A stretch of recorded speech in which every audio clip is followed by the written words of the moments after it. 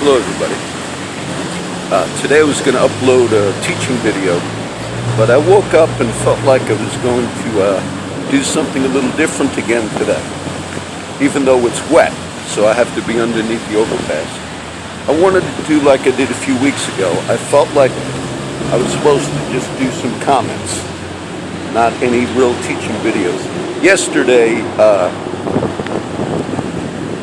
that's the Navy Army Federal Credit Union. I live right over here, and there's a field right here. I saw the news and it was robbed yesterday. I think at about 4 o'clock, or probably at the time that I was up at the park with some of the guys. And the guy who robbed it, I didn't recognize him. I always look in the news. He was all covered and all, and you couldn't see. But then he ran across the field. They said right there, that's where I live. They didn't make an arrest, and they're still looking for.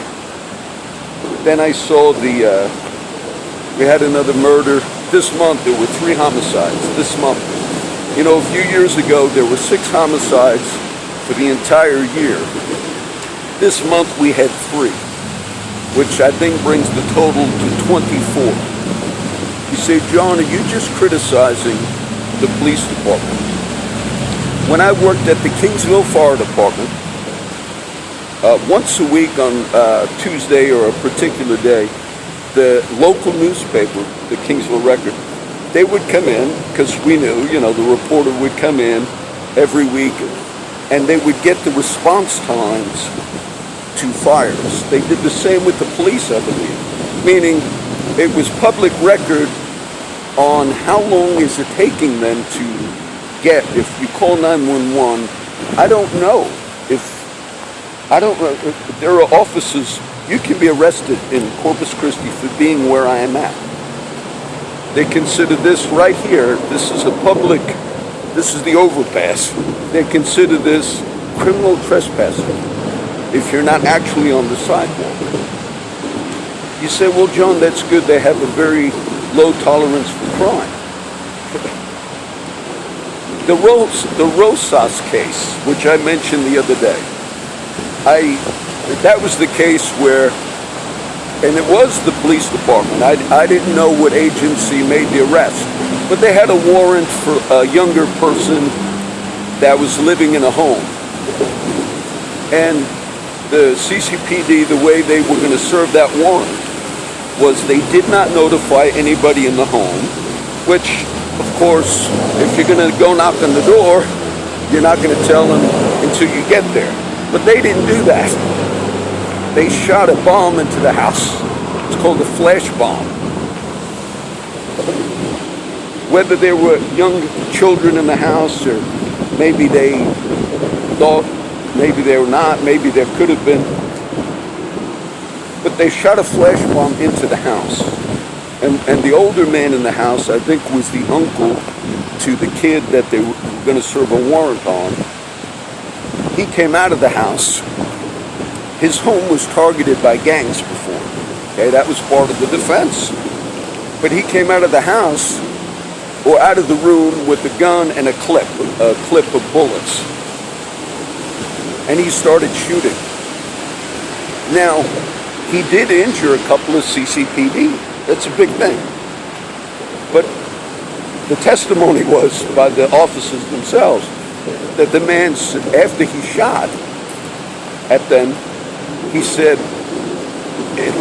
now picture how panicky you would be. Would you be making an alibi at that moment? You're in your house and the bomb went off. Then he said, I didn't know you were cops, after the dust settled. And then he started cursing at them, which would be the normal thing you would do if immediately you had a bomb go off, you thought your home was being targeted. And the reason you'd curse is because then after you realize the cops set the bomb off, you would be, you stupid. That's the normal response. They tried that man on, I think, 7 counts of capital murder. The jury found him guilty. The DA, Mark Skirka, again, did something that he was told not to do anymore. as the trial was even in proceedings, they saw they were going to lose, and then they dropped the counts of 7 counts or whatever of capital murder. They dropped it during the trial. I don't even think legally you can do any of this. And then they said, no, assault on a peace officer. But the jury found the man not guilty, and the judge said the prosecutor, Mark Skirka, withheld 22 pieces of exculpatory evidence, meaning the prosecutor and the cops all knew that man was telling the truth. But they figured, let's do it anyway. Let's withhold evidence and let's lie. The judge, Guy Williams, at the end of that trial, which just happened last week, said, if I were you, you have the right to sue the prosecutor. Now, what county, this is Nueces County, and what city in the U.S. do you have, and the judge said, they're unstoppable. They're going to keep doing it. This man, Skirk, is going to be out of office. I consider them criminal for what they do. Now, the question, the whole thing of the robbery of this Navy Army thing, I don't know. I'm sure when the report came in of a robbery, that it goes to 911. How long it took for them to get there. How he could have escaped by going from that, where I live, running to my neighborhood, which is that field by it's a restaurant called Floyd's. There are officers here all the time. So obviously you have problems. The thing I just mentioned about Skirka, what he did according to that judge was criminal. The judge, he said, you've been doing this and we can't stop you from doing it. I think the water problems in the city are simply a sign. There was a Fort Worth police officer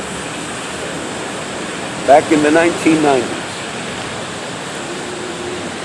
and he was convicted of raping a 13-year-old girl in 1995, I believe. This was just in the paper. I heard about the case earlier this year. Of course, he got convicted of raping that 13-year-old girl. How many years he was a cop at that time, I don't know. And then he went to prison. He did 21 years in prison and just got out. The 13-year-old girl is now 30 years old. And she went to the authorities there in Fort Worth over a period of time to explain that she lied.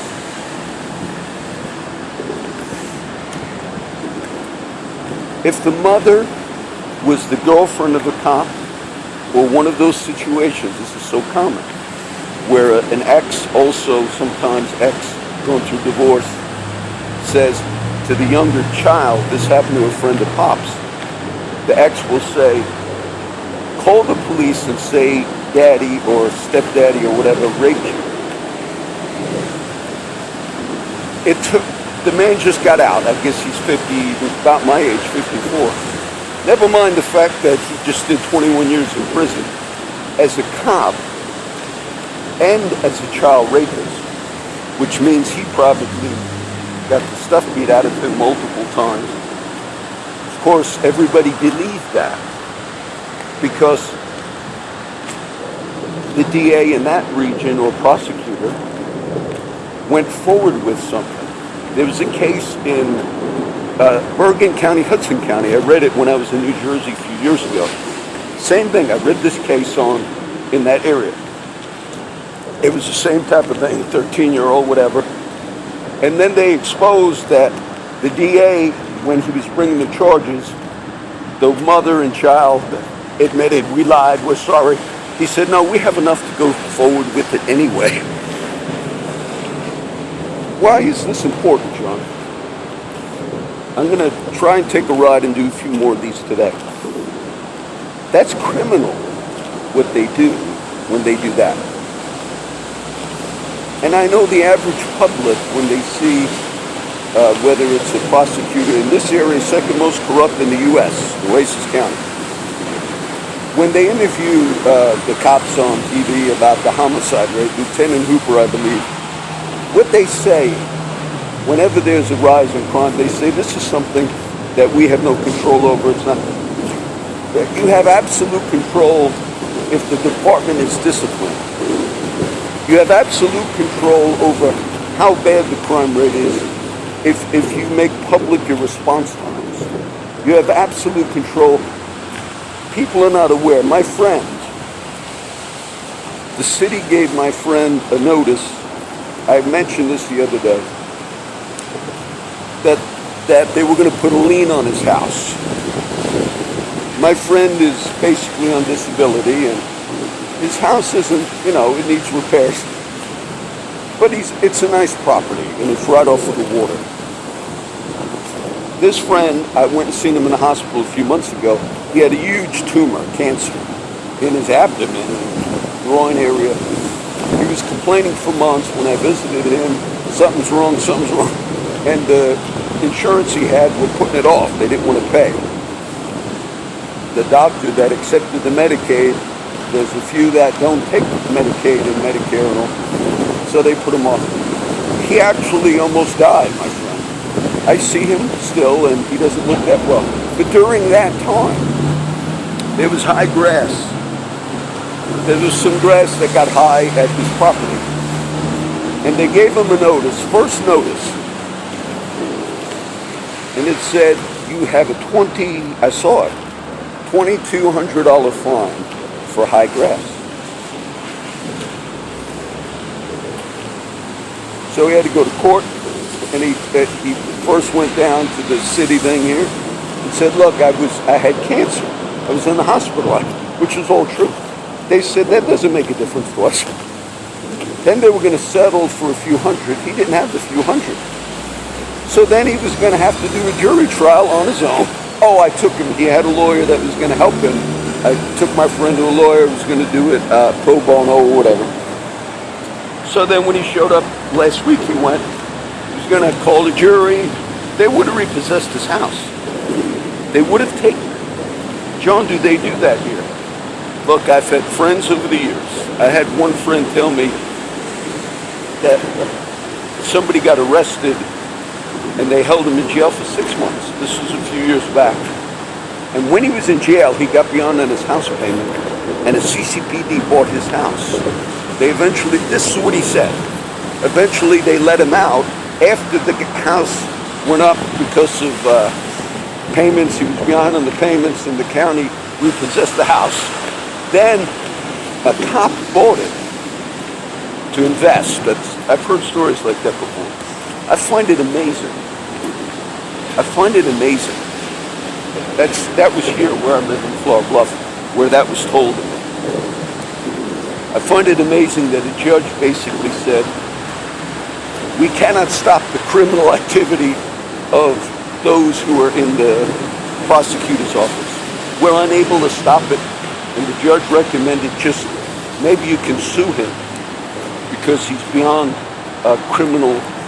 Now, if the public saw, when you see on the news that somebody robbed this place yesterday, during the day, and walked or ran across this field right here to my neighborhood where I live in that area, and then I see the PD on the news saying we need help with this, the question I would have is, somebody needs to go in and investigate this police department. The question I have is, what outside agency could come in and look at this DA's office, Mr. Skirka, who a judge said he was committing crimes? Now the man's out. I don't trust him in this city. You were going to take, what happened to your friend? When he went down, that they were going to take his house. And maybe somebody was going to buy it, the property there, as soon as it went into foreclosure.